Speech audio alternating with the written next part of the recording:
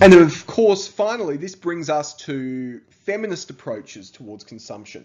Now, if we go back to the original, if we go back to one of the opening slides where I mapped out what it is that we were going to talk about, I put feminist approaches under the positive theories of consumer culture, but with a question mark. So this is, when we talk about feminism in relation to consumer culture, we're really kind of talking about a bit of a battleground and some tensions around feminism and consumer culture.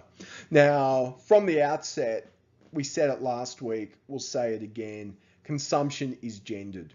Consumption is very heavily gendered, and it is seen as a female practice. Consumption is women's work. Consumption is characterized in popular culture, and you can see these memes here do it perfectly. They characterize consumption as women's work. And even leisure for women is a form of labor. So the classic example here is the Woman's Magazine, the cover of the Woman's Magazine. When a woman looks at the cover of Cosmo Clio, formerly Clio doesn't exist anymore, but looks at the cover of Cosmo or another woman's magazine, she is being given instructions on how to work to improve herself. So you can adopt the 24 sexy moves to make your love life better. You can adopt the easy hot bod workout, but they're all forms of labor. You spring clean your skin. So even women's leisure is characterized as a form of work, as a form of labor.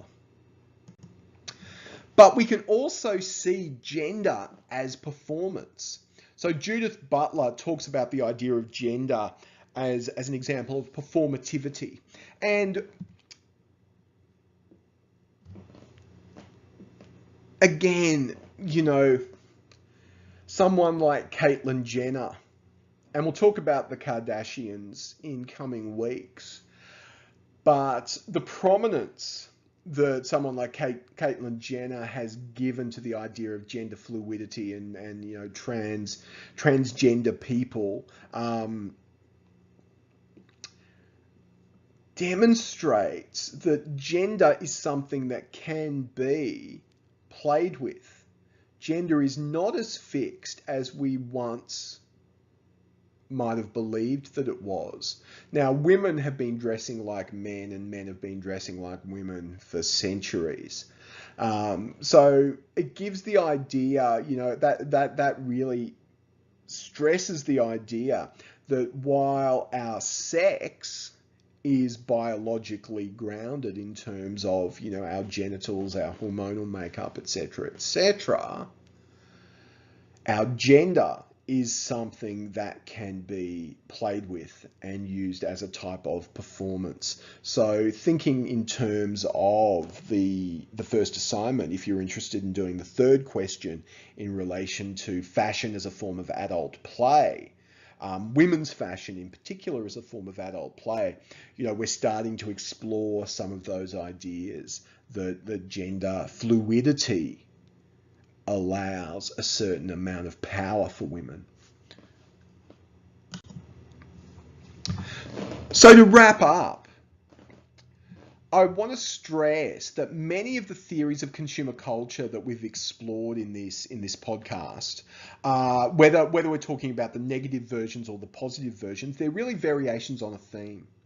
So many of the ideas discussed across the different theories and by different theorists are variations on a theme. They're quite similar, so don't get too hung up on trying to make those fine-grained distinctions. Rather, use these ideas, use these theoretical approaches as tools which you can use to sort of cut open consumer culture, whether it be your consumer practices, other people's consumer practices, and explore what's going on.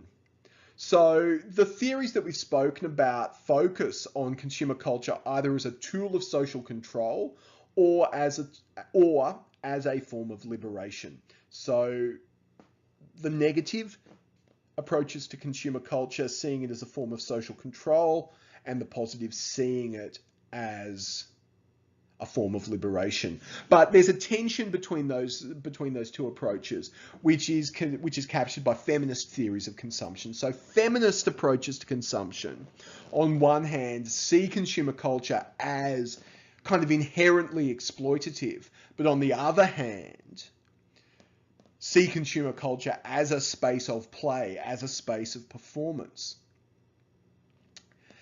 Now, what that does, and why we ended with talking about feminist approaches, or at least beginning to talk about feminist approaches to consumption, is that tension highlights the complex nature of identity construction. And identity and how it relates to consumer culture is what we're going to pick up on in the next podcast. So thank you very much for listening. This was a long one. This was a long podcast. I did it in two halves to sort of break it up, but I hope that conveys what it is that is the essence of the key theories, both positive and negative, around consumer culture.